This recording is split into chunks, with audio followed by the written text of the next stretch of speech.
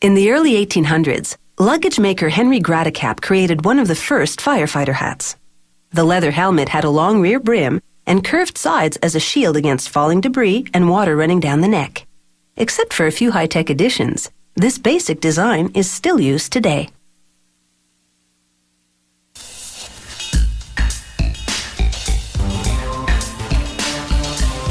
Leather is surprisingly flame-resistant. When reinforced, it also becomes a remarkable hard hat, protecting from heat, liquids, and sudden impact. On this newer model, the accessories shield the eyes and ears too. A helmet starts with 4 die-cut leather sections. They sew them together to make what's called the skull of the helmet. This piece will become the brim of the helmet.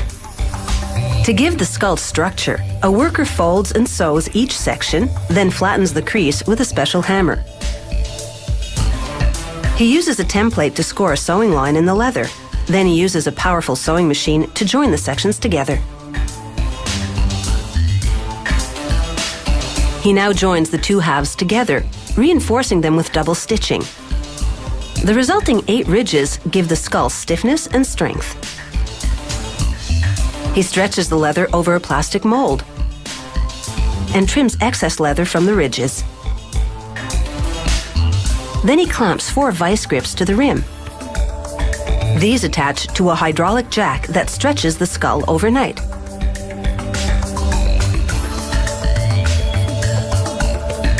After applying glue to the ridges, he runs them through compression rollers for a tight bond.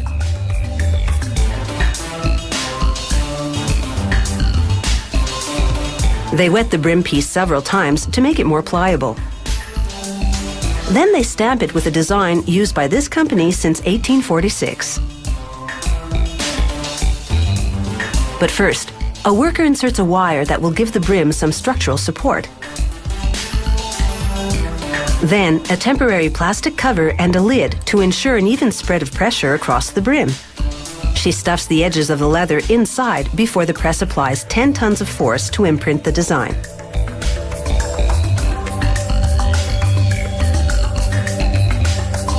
Next, a worker sews the skull to the brim.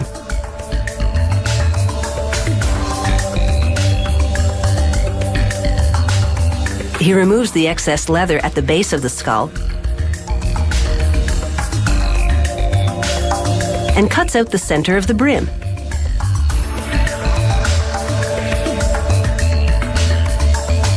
Then he removes the plastic mold. To seal the leather, they dip the hats in a vat of hot rosin, a type of tree sap.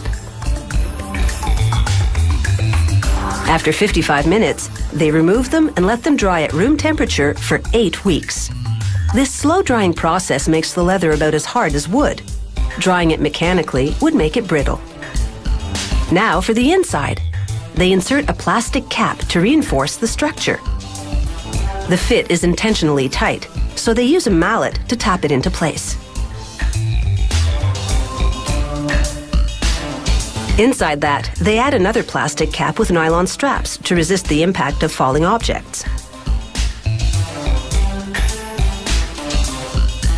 Here, a worker uses an acetylene torch to burn off any loose threads and soften the leather in order to bend the brim and straighten the ridges later on.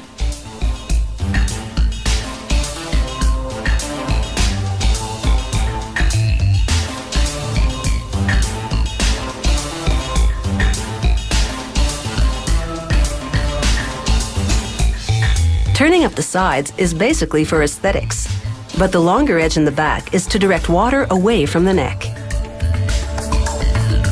After adding a synthetic fire-retardant liner, he sands the outer surface to prep it for painting. First, a fire-retardant chemical primer, then they use a semi-gloss latex paint in Firefighter's black or white for the chief. Or if you prefer, a clear varnish to show off the natural leather. Add a front piece with the Firefighter's signature brass eagle on top, and some fluorescent stickers for extra visibility. And you've got the right headgear for a hero's job.